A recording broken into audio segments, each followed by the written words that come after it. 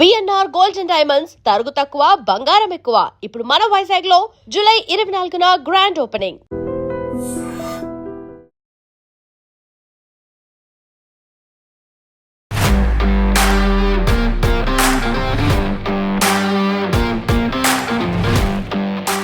Hello everyone, welcome to I dream career path. ఎట్టకేలకు India post GDS నుంచి అయితే good news వచ్చేసింది. ఎవరైతే ఒక మంచి ప్రభుత్వ ఉద్యోగం, అందులోనూ ఎటువంటి రిటన్ ఎగ్జామ్ లేకుండా డైరెక్ట్గా రిక్రూట్మెంట్ చేసే నోటిఫికేషన్, అందులో 10,000, 20,000, 30,000 అంటే వేలల్లో ఉండే పోస్టులకు గాను గవర్నమెంట్ నుంచి అప్డేట్ వచ్చేసింది. మరి ఇందులో మనం పూర్తి వివరాలు తెలుసుకుందాం. So government of India ministry of communication department of post నుంచి అయితే మనకి జీడిఎస్ సెక్షన్ సంబంధించి జూలై 24న అప్డేట్ రావడం జరిగింది. ఇందులోను గాను జీడిఎస్ షెడ్యూల్ 2 జూలై 2026కి రిక్రూట్మెంట్కి రెడీ అవుతుంది అనమాట గవర్నమెంట్. ఇందులో మనం కీవర్డ్ చూసుకుంటే కనుక configuration reverification of the educational boards by this circle, అంటే స్టేట్ వైడ్గా చెకింగ్ చేస్తున్నారు ఎన్ని వేకెన్సీస్ ఉన్నాయి, వాట్ ఇస్ ద వాట్ అనేది. ఇది జూలై 27 నిన్నటి నుంచి ఆగస్ట్ 3 వరకు అయితే ఇది జరుగుతుంది. ఇంకా vacancy capturing by the divisions same నిన్నటి నుంచి ఈ 6 రోజుల్లో ఎన్ని వేకెన్సీస్ ఉన్నాయి అనేది మనకి అప్డేట్ జరుగుతుంది. ఇక verification of the vacancy captured by the circle August 4 నుంచి 5 వరకు ఎన్ని వేకెన్సీస్ ఉన్నాయి, అసలు ఎక్కడెక్కడ బ్రాంచెస్ వైజ్గా ఉన్నాయి అనేది మనకి తెలుస్తుంది. ఇక ఫైనల్గా release of the descriptive notification త్వరలోనే రానుంది మనకి. సో రెడీగా ఉండండి. నోటిఫికేషన్ ఏ టైంలోనే వచ్చే అవకాశాలు అయితే మనకు ఉన్నాయి ఆఫ్టర్ ఆగస్ట్ 5th, అంటే మేబీ ఆగస్ట్ 5th నుంచి 10th ఆర్ 2nd, 3rd వీక్లో రావచ్చు. ఆగస్ట్ 2nd, 3rd వీక్లో రావచ్చు మనకి ఈ నోటిఫికేషన్ సంబంధించి. ఇక ఇందులో మనకి వేకెన్సీస్ అరైజింగ్ బిట్వీన్ ఏదైతే మనకి 1 నుంచి ఈ 6 monthsలో ఏదైతే ఉన్నాయో, అంటే resignations, transfers, discharge including voluntary discharge, ఇలా ఎవరైతే టెర్మినేషన్, రిమూవల్ నోటిఫికేషన్, ఎవరైతే వేకెన్సీస్ ఉంటాయో, అంటే ఎవరైతే రాజీనామా చేసేసి అంటే రిజిగ్నేషన్ చేసేసిన వాళ్ళు, లేదంటే వాలంటరీ సర్వీస్ రిటైర్మెంట్ తీసుకున్న వేకెన్సీస్ ఉంటాయి కదా, అవన్నింటిని సంబంధించి మనకి నోటిఫికేషన్ రానుంది. ఇక మీకు చూస్తే దీనిలో మనకి రిటన్ ఎగ్జామ్ ఉండదు, ఇంటర్వ్యూ ఉండదు, కేవలం మీ 10th క్లాస్ మార్క్స్ మెరిట్ మంచి వస్తే సరిపోతుంది. మెరిట్ లిస్ట్ తీస్తారు, ఓకే. ఇక గ్రేడ్ పాయింట్ ఉంటుంది ఇక్కడ మనకి గ్రేడ్ పాయింటింగ్ ఉంటుంది. అది సిజిపిఏలో కన్సిడర్ చేస్తారు. ఫర్ సపోజ్ మీకు సిజిపిఏ 9.5కి ఉంటుంది కదా, ఆ వాటిని మార్క్స్ని ఇంటూ 9.5తో మీరు చెయ్యాలన్నమాట. అంటే మీకు వచ్చిన మార్కుల్ని ఇంటూ 9.5తో మీరు చేయవలసి ఉంటుంది గ్రేడ్ కన్వర్షన్ని. సో ఓకే, ఈ విధంగా మీకైతే ఉంటుంది. ఇంకా ఫర్దర్గా రూల్స్ ఏంటి, ఇంపార్టెంట్ థింగ్స్ ఏంటి, సెలక్షన్ ప్రాసెస్ ఏ విధంగా ఉంటుంది, ఇంకా ఏ పోస్టులు ఉంటాయి, వాటి యొక్క జాబ్ రెస్పాన్సిబిలిటీ ఏంటి, ఏ జాబ్ చేయాలి మనకు అనేది కూడా చూద్దాం. ముందుగా చూసుకుంటే మనకు 2026 షెడ్యూల్ 2 జూలై గాను 20,740 పోస్టులు నోటిఫికేషన్ రానుంది. గుర్తుపెట్టుకొని, ఇది ఇంకా మనకి అఫీషియల్గా మనకి రాలేదు, కానీ యావరేజ్గా అయితే మనకి వచ్చే అవకాశాలు ఉన్నాయి. ఇందులో బ్రాంచ్ పోస్ట్ మాస్టర్, అదేవిధంగా assistant branch post master, Dak Sevak గాను నోటిఫికేషన్ రానుంది. ఇంకా 2024లో 44,000 పైగా పోస్టులు వచ్చాయి, 2023లో 40,000, 22లో 38,000, అదే 21లో అరౌండ్ 4,000 నుంచి 5,000 నోటిఫికేషన్ అయితే రావడం జరిగింది. సో ఇదొక మంచి అవకాశం అని చెప్పవచ్చు, ఓకే. అయితే ఈ ఇయర్ గాను ఎవరైతే జూన్ 30th నాటికి ఖాళీగా ఉన్న వేకెన్సీస్, రాజీనామా అంటే రిజిగ్నేషన్ చేసిన పోస్టులు, ట్రాన్స్ఫర్ అయిన పోస్టులు, లేదంటే ప్రమోషన్స్ వల్ల ఖాళీ అయిన పోస్టులు, రిటైర్మెంట్ తొలగించిన పోస్టులు, ఇవన్నింటిని కూడా మనకి వేకెన్సీ రూపంలో ఇస్తారన్నమాట. ఓకే, కొత్తగా ఏమి కొత్తగా క్రియేట్ చేయరు. ఈ కారణాల వల్ల ఆ వేకెన్సీస్ ఖాళీ అయితే మనకి వాటిని రిక్రూట్ చేస్తారు. అందులోని మనకి 28,000 లేదంటే 25,000 నుంచి 28,000 జాబ్స్ వచ్చే అవకాశాలు ఉన్నాయి. ఇక జాబ్ ప్రొఫైల్ విషయానికి వస్తే ఏదైతే జీడిఎస్ గ్రామీణ్ డాక్ సేవక్, దీనికి జాబ్ ఏమేమి పోస్టులు ఉంటాయంటే మనకు ఇందులో branch post master, assistant branch post master, ABBPM, అలాగే డాక్ సేవిక్ 3 రకాలమైనటువంటి జాబ్స్ మనకు ఉంటాయి. మరి నెక్స్ట్ వీటి యొక్క జాబ్ రోల్స్ ఏంటి, పని ఏముంటుందని కూడా చూద్దాం. అయితే ఫస్ట్ బ్రాంచ్ పోస్ట్ మాస్టర్ బీపీఎంకి ఏముంటుందంటే మేనేజ్ బ్రాంచ్ పోస్ట్ ఆఫీస్. ఏదైతే మనకి బ్రాంచ్ పోస్ట్ ఆఫీస్ ఉంటుందో దాన్ని మొత్తం నిర్వహణ చూసుకోవాలి. అదేవిధంగా ఐపీపీపీ ఏదైతే మనకి ఇండియన్ పోస్టల్ బ్యాంక్స్ ఉన్నాయో ఆ బ్యాంకింగ్ సర్వీస్ని హ్యాండిల్ చేయాలి. ఇంకా మొత్తం పోస్టల్ సర్వీసెస్ అయితే ఆపరేషన్స్ ఉంటాయో వాటన్నింటినీ సూపర్వైజ్ పర్యవేక్షణ ఉంటుంది. ఇంకా ఇండియన్ పోస్టల్ సర్వీసెస్ మార్కెటింగ్, కంప్లీట్గా పోస్టల్ వ్యవస్థ సంబంధించినటువంటి మార్కెటింగ్ ఉంటుంది. ఇంకా మెయిల్ డెలివరీస్ మనకు ఉంటే వాటిని మనం నిర్వహించవలసి ఉంటుంది. ఇక ఇఫ్ మనకు అసిస్టెంట్ బ్రాంచ్ మాస్టర్ ఏదైతే ఉంటాయో ఆ పోస్టులకు కానీ ఏమైనా డ్యూటీస్ ఉంటే రిక్వైర్మెంట్ చేయవలసి ఉంటుంది. ఇక మీకు ఒక రెసిడెన్సీ రూల్ ఒకటి ఉంది. ఈ రూల్ తప్పనిసరి మీరు తెలుసుకోవాలి. ఎందుకంటే మనకి ఎగ్జామ్ లేదు కానీ రూల్స్ చాలా ఇంపార్టెంట్. ఓకే, ఎగ్జామ్ లేకపోయినా సరే మన 10th క్లాస్ మార్క్స్ బేస్ చేసుకొని మనకి ఇస్తున్నారంటే రూల్స్ ఉంటాయి. ఆ రూల్స్ తప్పనిసరిగా మీరు తెలుసుకోవాలి. Must stay in the branch post office village and provide accommodation for the BO. గుర్తుపెట్టుకోవాలి, మీరు అక్కడే ఆ బ్రాంచ్ ఏదైతే ఉందో దాని విలేజ్లోనే మీరు నివాసం ఉండాలి, రెసిడెన్స్ అక్కడే మీకు ఉండాలి. ఓకే, ఇంకా నెక్స్ట్ చూసుకుంటే assistant branch post master ABPM, దీనికి స్టాంప్స్ అదేవిధంగా స్టేషనరీ ఉంటుంది కదా దానికి సంబంధించినటువంటి సేల్ చేయడము. ఇక mail collection, door step delivery అంటే వచ్చిన మెయిల్స్ను ఉత్తరాలని డెలివరీ చేయడము, అదేవిధంగా వాటిని కలెక్ట్ చేసుకోవడం ఉంటుంది ఈ ఏబిపిఎం పోస్ట్కి. అదేవిధంగా ట్రాన్సాక్షన్స్ని మనకి ఇండియన్ పోస్టల్ బ్యాంక్స్ ఏదైతే ఉన్నాయో అందులో ట్రాన్సాక్షన్స్ నిర్వహించాలి. ఇక డైలీ ఆపరేషన్స్ నార్మల్గానే ఉంటాయి. డైలీ యాక్టివిటీస్ పోస్టల్ ఆఫీస్లోని promote postal products and services, postal bank ఇచ్చే సర్వీసెస్ని లేదా పోస్టల్ ఇచ్చే సర్వీసెస్ని ప్రొడక్ట్స్ని ప్రమోట్ చేయాలి. ఓకే, అదేవిధంగా బీపీఎంగా కూడా అవసరమైతే కొన్నిసార్లు నిర్వర్తించాల్సిన అవసరం ఉంటుంది. ఇంకా రెసిడెన్సీ రూల్ వస్తే rule must reside within the BO branch office delivery area, అంటే ఆ ఏరియాలో మీరు తప్పనిసరిగా రెసిడెన్సీ మీకు ఉండాలి. ఇక నెక్స్ట్ డాక్ సేవక్ జీడిఎస్ యొక్క రెస్పాన్సిబిలిటీ ఏముంటాయంటే మెయిల్ అంటే వచ్చిన మెయిల్స్ని డెలివరీ చేయడము, కలెక్షన్ చేయడము, స్టాంప్స్ని అండ్ స్టేషనరీని సేల్ చేయడము.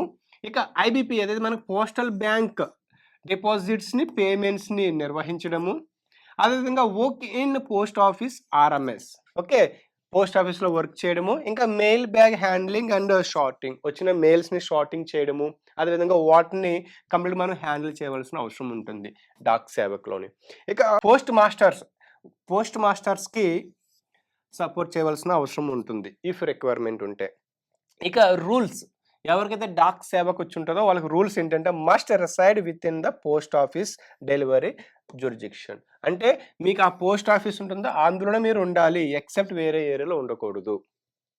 ఇక శాలరీ విషయానికి వస్తే బీపీఎం బ్రాంచ్ పోస్ట్ మాస్టర్కి 12,000 నుంచి 29,000 ఉంటుంది. ఏబిపిఎంకి 10,000 నుంచి 24,000, డాక్ సేవకి 10,000 నుంచి 24,000. ఇక్కడ మీకు గుర్తుపెట్టుకోవాలి శాలరీ తక్కువ అయి ఉండొచ్చు కానీ ఇవి పర్మనెంట్ గవర్నమెంట్ జాబ్స్. అందులోనూ ఎగ్జామ్ లేకుండా కేవలం మీ 10th class marks depend base చేసుకొని మీకు ఇవ్వడం జరుగుతుంది. సో ఇదొక మంచి అవకాశం అని చెప్పుకోవచ్చు. ఇప్పుడున్న పోటీ ప్రపంచంలో ఈ జాబ్ కూడా మనకు అవసరమే. ఓకే, కాబట్టి ఇది మీరు శాలరీ తక్కువ కాదా అవసరం లేదులే ఇంకా మంచి జాబ్స్కి ప్రిపేర్ అవుతున్నారంటే అది మీ ఇష్టం. కానీ ఎవరికైతే నిజంగా రిక్వైర్మెంట్ ఉందో నాకు నిజంగా ఏదైనా పర్వాలేదు ఒక గవర్నమెంట్ జాబ్ ఉంటే సరిపోతుంది అన్న వాళ్ళకి ఇది అయితే సువర్ణ అవకాశం అని చెప్పుకోవాలి. ఓకే, మీకు ఇదే శాలరీ పెరుగుతూ ఉంటుంది ఇయర్ వైజ్గా మీ సర్వీస్ బేస్ చేసుకొని మీకు ప్రమోషన్స్ కూడా వచ్చే అవకాశాలు ఉంటాయి. ఇంకా చెప్పాలంటే దీనికి వర్కింగ్ కూడా చాలా తక్కువ ఉంటుంది. డైలీ మీకు 8 అవర్స్ నార్మల్ అయితే వర్కింగ్ అవర్స్, కానీ ఈ పోస్టుల్లో మీకు యావరేజ్గా 4 అవర్స్ వర్కింగ్ అవర్స్ ఉంటుంది. కాబట్టి 4 గంటలకు మీకు గవర్నమెంట్ జాబు, దట్టు మీకు ఇంత మంచి శాలరీ, దట్టు రిమైనింగ్ టైం ఉంటే మీరు అప్పుడు వేరే కాంపిటేటివ్ ఎగ్జామ్స్కి ప్రిపేర్ అవ్వడానికి అవకాశం టైం ఉంటుంది. సో తప్పనిసరిగా అప్లై చేయండి మీరు దీనికి. ఓకే, మరి బెనిఫిట్స్ ఏంటి? బెనిఫిట్స్ ఏంటంటే యాన్యువల్గా మనకి ఇంక్రిమెంట్ 3% ఇంక్రిమెంట్ ఉంటుంది. ఇంకా మేబీ ఏరియాస్ బట్టి కూడా మనకి ఇంక్రిమెంట్ మంచిగా ఉంటుంది. డీర్నెస్ అలవెన్సెస్ డిఎస్ ఉంటాయి. ఇంకా జీడిఎస్ గ్రాట్యుటీ ఉంటుంది. సర్వీస్ డిశ్చార్జ్ బెనిఫిట్స్ స్కీమ్ కూడా మనకు ఉంది అందుబాటులో. ఓకే, ఇంకా సోషల్ సెక్యూరిటీ బెనిఫిట్స్ కూడా మనకి అందుబాటులో ఉంటాయి. అంటే కంప్లీట్గా ఒక గవర్నమెంట్ ఎంప్లాయీకి ఏ విధంగా ఉంటాయో ఇందులో కూడా మనకి గవర్నమెంట్ ఎంప్లాయీ సంబంధించిన అన్ని బెనిఫిట్స్ మనకి ఇందులో దొరుకుతున్నాయి. ఇంకా సమ్మరీ చూసుకుంటే ఓవరాల్గా ఒకసారి చూడండి. ఆఫీస్ ఇన్ఛార్జ్గా ఉంటాడు బీపీఎం, ఇంకా ఏబీపీఎం అయితే అసిస్టెంట్, ఇంకా డాక్ సేవకి అయితే పోస్టల్ ఆపరేషన్స్ మెయిల్. సో మీకు ఒకసారి ఈ మ్యాప్ చూస్తే ఈ టేబుల్ చూస్తే మీకు ఓవరాల్గా బీపీఎం, ఏబీపీఎం అండ్ డాక్ సేవ యొక్క విధులు అంటే వాడి యొక్క ఫంక్షన్స్ ఏంటి అనేది మీకు ఒక ఐడియా వస్తుంది. ఇక ఎలిజిబిలిటీ క్రైటీరియా ఏంటి ఫర్ ఆల్ ఈ 3 పోస్టులకి? ఎలిజిబిలిటీ క్రైటీరియా ఫస్ట్ ఏజ్ విషయానికి వస్తే 18 ఇయర్స్ నుంచి 40 ఇయర్స్ మిడిల్లో ఉండాలి. ఇక క్వాలిఫికేషన్ 10th క్లాస్, అందులోనే లోకల్ లాంగ్వేజ్ రిక్వైర్ చాలా ఇంపార్టెంట్ అనమాట. అంటే తెలుగు అయితే తెలుగు, ఉర్దూ అయితే ఉర్దూ, అదేవిధంగా హిందీ అయితే హిందీ. మీకు వచ్చిన లోకల్ లాంగ్వేజ్ మ్యాండేటరీ. ఈ 3 మనకుంటే సరిపోతుంది మంచి జాబ్ రావడానికి. ఏజ్ లిమిట్ చెప్పుకున్నట్లు ఏజ్ లిమిట్ మినిమం 18 ఇయర్స్ ఉండాలి, మ్యాక్సిమం 40 ఇయర్స్ ఉండాలి. ఏజ్ రిలాక్సేషన్ ఆప్షన్ ఉంది. ఎవరికైతే 600కి 550 మార్క్స్ మంచి మార్క్స్ వచ్చి ఉంటే జాబ్స్ రావడానికి ఎక్కువ ఆస్కారం ఉంది. Age relaxation option SC ST క్యాండిడేట్స్కి అయితే 5 ఇయర్స్ ఉంది. అంటే 40 + 5 ఇయర్స్ అంటే 45 ఇయర్స్ రాసుకోవచ్చు. ఓబీసీ వాళ్ళకి 3 ఇయర్స్, ఈడబ్ల్యూఎస్ వాళ్ళకి అయితే నో రిలాక్సేషన్, పీడబ్ల్యూడి వాడికి 10 ఇయర్స్ ఉంది. అంటే వీళ్ళు 50 ఇయర్స్ వరకు రాసుకోవచ్చు. ఇంకా పీడబ్ల్యూడి ఓబీసీ వాళ్ళకి 13 ఇయర్స్, ఇంకా ఎస్సీ ఎస్టీస్ వాళ్ళకి 15 ఇయర్స్ ఉంది. సో ఓవరాల్గా ఇది ఏజ్ రిలాక్సేషన్. మీకు అవసరమైతే స్క్రీన్ షాట్ తీసుకోండి. సో ఇక్కడ మీకు గుర్తుపెట్టుకోవాలి, ఇక్కడ డిజబిలిటీ సూటబుల్ ద ఫస్ట్ ఉంటుంది. అంటే దీనికి డిజబిలిటీ అంటే ఫిజికల్ ఫిట్నెస్ అని చాలా ఇంపార్టెంట్. ఈ 3 పోస్టులు కూడా నా బ్రాంచ్ పోస్ట్ మాస్టర్కి, అసిస్టెంట్కి అండ్ డాక్ సేవకి లో విజన్ అనేది చూడండి. ఇక్కడ మీకు percentage reservation of each category percentage కూడా మనకు ఉంటుంది. లో విజన్ వాళ్ళకి 1%, ఇంకా deaf and hard hearing 1 orthopaedic వాళ్ళకి ఇలా ఓవరాల్గా 1% కేటగిరీ వైజ్గా ఉంది. అంటే ఈచ్ కేటగిరీకి 1% అయితే ఉంది ఇక్కడ. అంటే ఓవరాల్గా 100 పోస్టులు ఉంటే 100 పోస్టులు 4% డిజేబిలిటీ వాళ్ళకే అప్లికేబుల్ అవుతుంది. ఓకే, ఇది మీరు గుర్తుపెట్టుకోవాలి. సెలెక్షన్ ఏ విధంగా చేస్తారు అసలు? మీకు అసలు ఫర్ సపోజ్ మనకి ఏంటంటే కొంతమందికి గ్రేడ్ పాయింట్స్ ఉన్నాయి, కొంతమంది మార్క్స్ ఉన్నాయి. మరి ఏ విధంగా దీన్ని సమ్మరైజ్ చేస్తారు అంటే, ఫర్ సపోజ్ మనకు ఇక్కడ 100 మ్యాక్సిమం 100 గ్రేడ్స్ 9.5 తీసుకుంటారు. దాన్ని బేస్ చేసుకొని మనకి మార్క్స్ని కన్సిడర్ చేస్తారు. ఫర్ సపోజ్ గ్రేడ్ పాయింట్ 10 వచ్చింది అనుకోండి, 10 × 9.5. ఇంకా 8 వస్తే 8 × 9.5 మన మార్క్స్కి వస్తాయి. ఇక 7 × 9.5 మన మార్క్స్ వస్తాయి. ఫర్ సపోజ్ 9 × 9.5 చేస్తే మీకు వచ్చేదే టోటల్ మార్క్స్ మీకు కన్సిడర్ చేస్తారు. ఈ విధంగా మీకు మెరిట్ లిస్ట్ తీస్తారనమాట. ఇంకా మార్క్స్ ఉన్న వాళ్ళకి మార్క్స్ 560 ఉన్నా సరే వాళ్ళు డైరెక్ట్ మార్క్సే కన్సిడర్ చేస్తారు. ఈ విధంగా మనకి సెలక్షన్ ప్రాసెస్ అనేది ఉంటుంది. ఇఫ్ సిజిఐ ఈజ్ మెన్షన్డ్ అయితే చూడండి, సిజిపిఏ ఇంటూ నీకు వచ్చిన మార్క్స్, సిజిపిఏ పాయింట్స్ ఉంటాయి కదా, ఇంటూ 9.5 చేస్తే టోటల్ మార్క్స్ వస్తాయి. If both subject grades and CGPA are available, okay, ఇక higher marks will be consider. అంటే మీకు వచ్చిన ఇందులోనే ఫర్ సపోజ్ 100 మెంబర్స్ వస్తారు, 100 మెంబర్స్లో వచ్చిన టాప్ వాళ్ళకే ఎక్కువ ప్రియారిటీ ఉంటుంది. ఇక్కడ మీరు ఇంపార్టెంట్ నోట్ మీకు ఏంటంటే, క్యాండిడేట్ షుడ్ నాట్ కన్వర్ట్ మార్క్స్ని కన్వర్ట్ చేయకండి. ఓన్లీ సిజిపిఏని 9.5తో మల్టిప్లై చేస్తే వచ్చే మార్క్స్. కానీ ఇక్కడ మీరు మార్క్స్ని మాత్రం మల్టిప్లై చేయొద్దు, పాయింట్స్గా కన్వర్ట్ చేయొద్దు. ఈ మార్క్స్ డైరెక్ట్గా మీరు ఎంటర్ చేయొచ్చు. అప్లికేషన్ అప్లై చేసేటప్పుడు మీరు డైరెక్ట్గా మార్క్స్ని అప్లై చేయండి. లేదా మీకు పాయింట్స్ ఉంటే ఆ పాయింట్స్ని ఫర్ సపోజ్ 8 × 9.5ని మల్టిప్లై చేసి మీరు వచ్చిన మార్క్స్ని మీరు ఫిల్ చేయాల్సి ఉంటుంది. అర్థమవుతుందా? ఇది మీరు 100% గుర్తుపెట్టుకోవాలి. సో దీన్ని బట్టి మీకు ఏమి అర్థమైంది? కేవలం మీకు 10th క్లాస్ ఉంటే సరిపోదు. 10th క్లాస్తో పాటు లోకల్ లాంగ్వేజ్ వచ్చి ఉండాలి. అదేవిధంగా కొన్ని రూల్స్ ఉంటాయి. ఆ రూల్స్ని మీరు ఫుల్ఫిల్ చేసినట్లయితేనే మీరు దీనికి ఎలిజిబుల్. గుర్తుపెట్టుకోండి. ఈ రూల్స్ కూడా ఒకసారి చెప్పడం జరిగింది కదా, మళ్ళీ ఒకసారి చూడండి. అర్థం కాకుంటే అఫీషియల్ నోటిఫికేషన్ చూడండి ఒకసారి. అఫీషియల్ నోటిఫికేషన్లో మీకు డీటెయిల్గా ఎవ్రీథింగ్ ఉంటుంది. అప్పుడు మీరు దీనికి అప్లై చేయండి. ఇది ఒక మంచి ఈ అవకాశం సద్వినియోగం చేసుకోండి. శాలరీ తక్కువ ఉంది, సో నేను అప్లై చేయనని మాత్రం ఆలోచించకండి. ముందు మన గవర్నమెంట్ సెక్టర్లో జాయిన్ అయిన తర్వాత మనకి మంచి అవకాశాలు మనకు వస్తూనే ఉంటాయి. ఓకే, మనకున్న ఎక్స్పీరియన్స్ బట్టి, మనకున్న అవగాహన బట్టి మనకి మంచి జాబ్ వచ్చే అవకాశాలు ఉంటాయి. కాబట్టి దీనికి మీరు వేచి ఉండండి. ఆగస్ట్ 2nd వీక్లో, 3rd వీక్లో మనకి నోటిఫికేషన్ వచ్చే అవకాశాలు ఉన్నాయి. సో ఈ వీడియో మీకు నచ్చినట్లయితే లైక్ చేయండి, షేర్ చేయండి, మన ఛానల్ని సబ్స్క్రైబ్ చేసుకోండి. Thank you. And for more videos, Please subscribe to iDream. Please subscribe to iDream. Please subscribe iDream. And please subscribe to iDream. For more videos, subscribe to iDream. please like, share and subscribe to the channel. Congratulations, iDream. Subscribe to iDream. Subscribe to iDream.